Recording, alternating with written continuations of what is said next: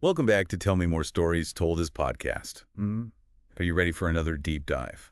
Always. All right, well, today we're going to Albuquerque, New Mexico. Sounds interesting. It is. It's really unsettling, though. It's about the West Mesa murders. Oh yeah, that's a case that's very disturbing. It is. It's really sad. Just imagine this. It's like a total desolate stretch of desert on the edge of the city, and it becomes like this really creepy graveyard. You know, it's true what they say, like darkness can really hide anywhere, even in places that seem familiar.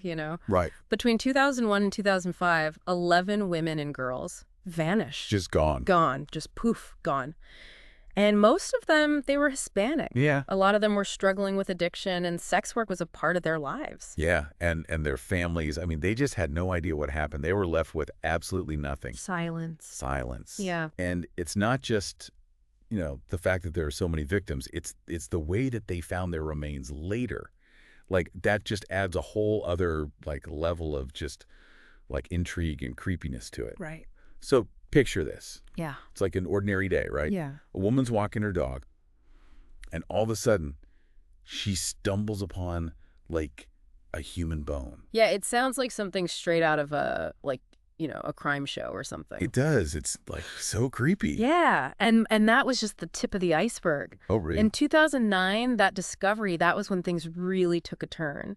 The West Mesa, I mean, it used to be this quiet, empty area. Right. And suddenly it was transformed into this massive crime scene. Ooh, wow. All these remains, they were buried in these shallow graves. It was like this horrifying puzzle trying to figure out who these people were and how they ended up in this godforsaken place. So they had to, piece together their identities from what, fragments of bone and stuff? Pretty much, yeah. That's awful. This was grim. Yeah, and 11 people, 11 lives, all gone, and each one with its own unique story. And the fact that a lot of them were involved in sex work or struggling with addiction, that adds another layer of just sadness to it, I think. Yeah, I mean, think about it. They were living on the margins of society. Right. Overlooked, forgotten. Yeah, and it just makes it so much harder to trace their steps. Yeah. It's to understand who they might have interacted with in those final days, or God forbid, who might have hurt them. It's heartbreaking. And their families, they reported them missing. Yeah. But, their cases didn't get the same kind of attention as, say, a missing college student would. Yeah, you're right. It's a really sad truth about the world, isn't it? Yeah, it is. How much attention a case gets, how much people care. It can depend on, your social status, your lifestyle. And it makes you wonder, did that play a role here? Did the lack of attention at the beginning allow whoever did this, did give them more time to operate, to hurt more people? It's a question investigators have grappled with, for sure. I mean, did they see these women as easy targets?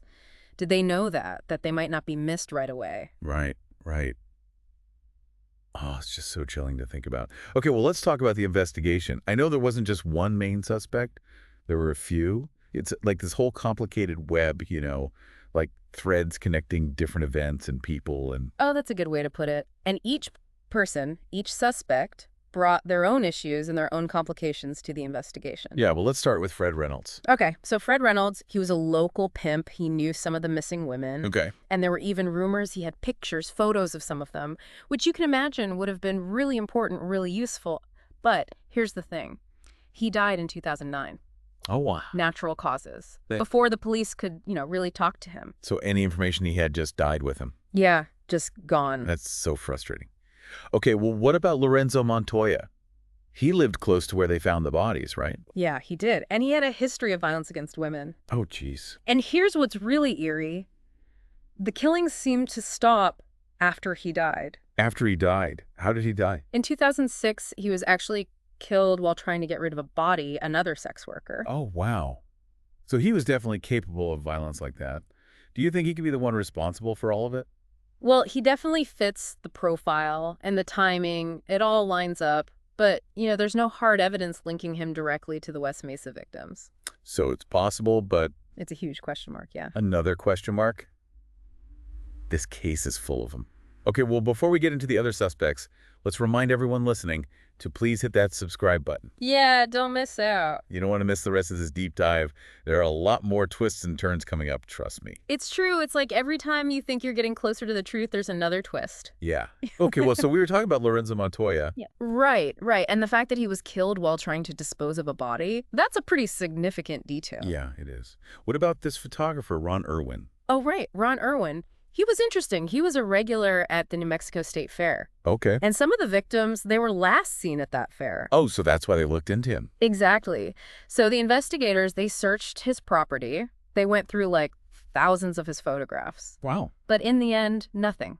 No concrete evidence. Another dead end. Pretty much, yeah. They cleared him as a suspect. So frustrating. Okay, what about Scott Lee Kimball? I remember hearing about him. He's already in prison, right? Yeah, he is. Convicted serial killer, actually. So he was in prison for other murders, but then he claimed he was involved in the West Mesa murders, too. Yeah, it was a bombshell. Yeah. But he denied actually being involved in the killings themselves. So he was claiming to know something, but not admitting to doing anything. Exactly. That's so strange. What do the police think about that? Well, they haven't found any evidence yet to back up his claims. But it definitely added another layer of complexity to an already confusing case. That's for sure. Okay, there's also Joseph Blea, right? Yeah, Joseph Blea, the mid-school rapist, his past, it's really disturbing. Yeah, I remember hearing about him. I think he was convicted of raping, like, young girls back in the 80s, right? You got it, yeah. And they suspect him in a murder case, too. Oh, wow. How does he tie into the West Mesa case, though? Well, later on, his DNA was linked to the murder of a sex worker in Albuquerque. Oh, my God. And there was a connection between him and the nursery that provided a tree tag. And guess where they found that tag? At the burial site. At the burial site. Wow. So, like, each suspect adds another piece to this puzzle. You could say that, yeah. But they don't quite add up to a complete picture, do they? Not yet. And that's what makes this case so frustrating and so fascinating at the same time. It is. You know, it's really important to remember that these victims, they weren't just names on a police report, right? They were real people. They had families who loved them, friends. They had their own dreams and aspirations. Absolutely. We can't forget that. Salani Edwards, she was only 15 years old, just a kid, a runaway from Oklahoma. Her story is just, it breaks my heart. Yeah. She represents so many vulnerable young girls who end up on the streets facing dangers most of us can't even imagine. And it makes you think about, you know, the systems that failed her, the cracks she fell through.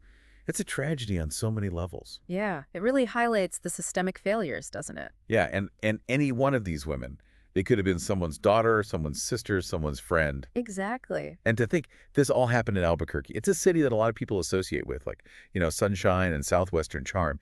This case just, like, ripped away that facade and exposed this really dark underbelly. Yeah, it shattered that illusion of safety, you know? It reminds us that evil can hide anywhere, even in places we think are idyllic. And speaking of chilling details, get this. The burial site, they almost built houses on it. What? Yeah, residential housing? Are you serious? So if the housing market hadn't crashed in 2008, those bodies might never have been found. It's a scary thought, isn't it? Can you imagine families moving into these brand new homes completely oblivious to the horror buried beneath their feet? That's awful. It was just a stroke of luck, really. The housing market collapsed, the development was put on hold, and that's what led to the discovery of the remains. That's just so disturbing, and it makes you think, you know, how many other secrets are out there hidden beneath the surface. But before we go down that rabbit hole, let's take a closer look at the victims themselves. Yeah, we should. They deserve to be remembered not just as victims, but as individuals. Absolutely. We need to honor their lives. We do. Their names were Monica, Diana Candelaria, Victoria and Chavez, Solania Tureen Edwards, Doreen Marquez, Veronica Romero, Jamie Catarina Barela, Evelyn Jesus Maria Salazar, Virginia Cloven, Julie Cindy Nieto, Cinnamon Elks, and Michelle Gina Valdez. Each one a life cut tragically short. And there's another detail that's just heartbreaking. Michelle Valdez, she was actually 4 months pregnant when she was murdered. That's devastating. A young life full of potential just snuffed out before it even had a chance. It just adds another layer of tragedy to an already horrific situation. It does. And it's a reminder that these weren't just statistics. They were real people with families who loved them, with hopes and dreams that were stolen away. It's just a really sobering thought. You know, we're not done with this case yet. There's still so much to uncover. We'll be back with part 2 of this deep dive to delve deeper into the investigation, the suspects, and all the lingering questions that still haunt this case.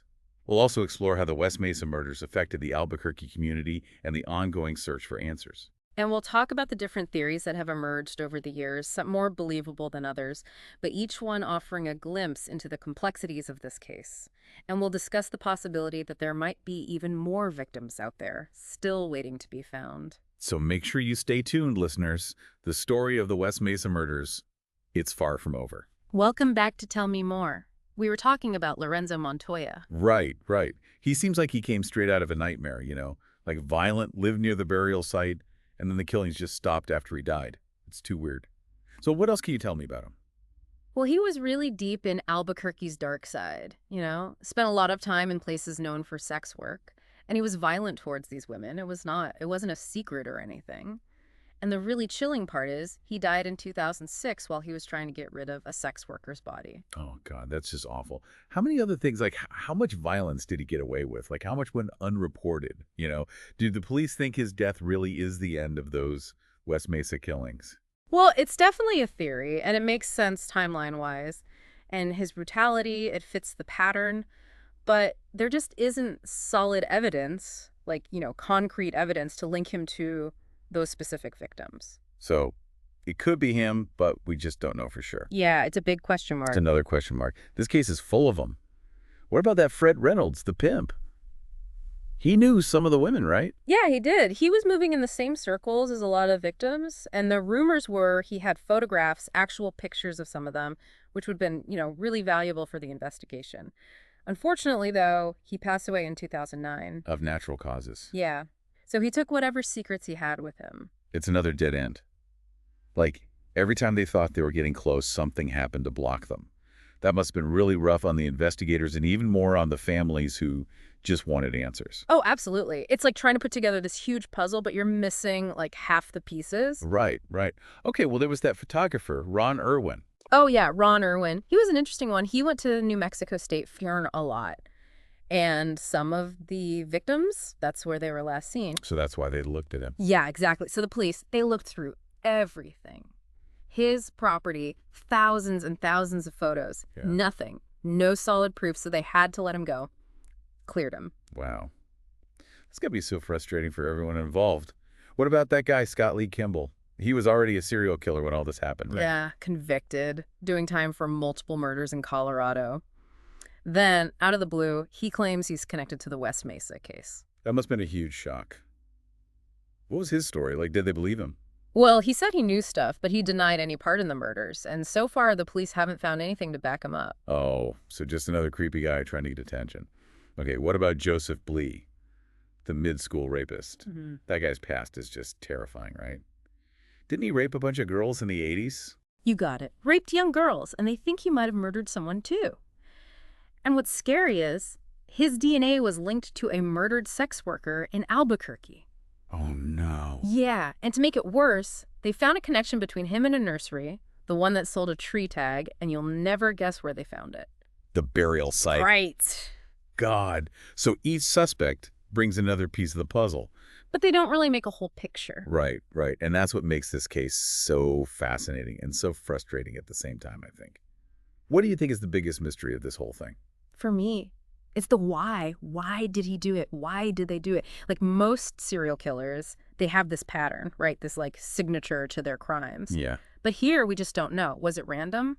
Or was there a specific reason why they targeted these women? That's what bugs investigators and everyone else who wants answers. It's a really scary thought. Yeah. Like, what if it was just random violence for no reason? That's almost harder to understand than anything.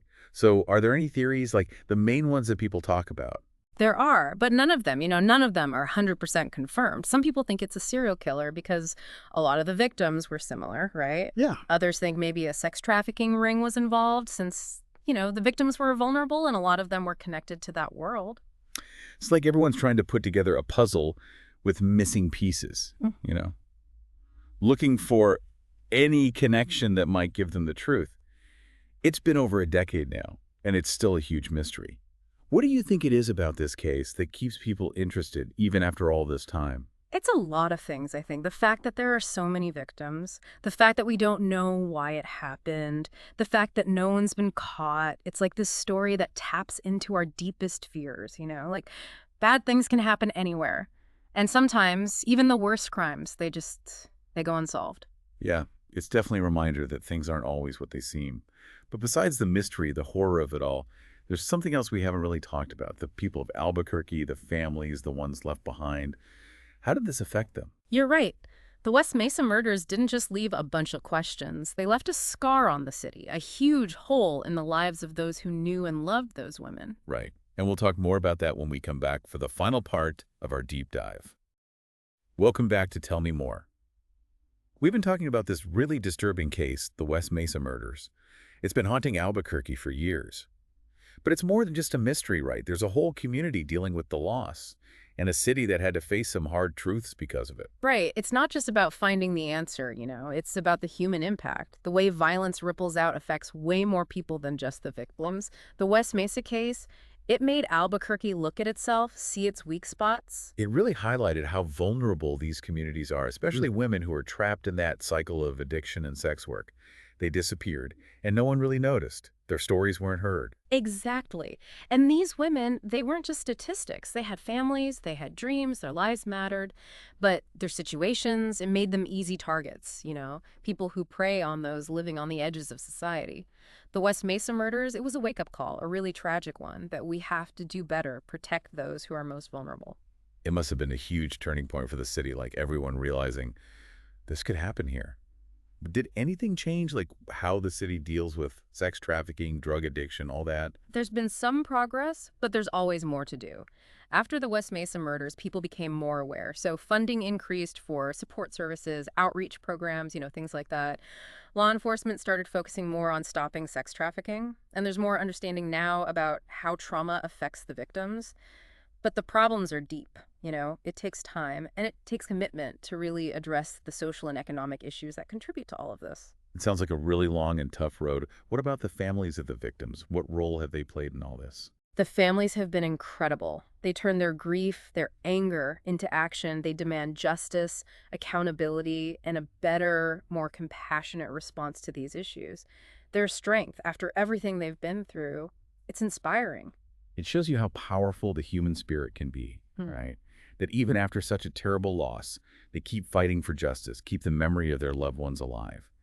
It's clear that this case goes way beyond just catching whoever did it. It's about fixing the system, protecting the vulnerable, making sure these women are never forgotten.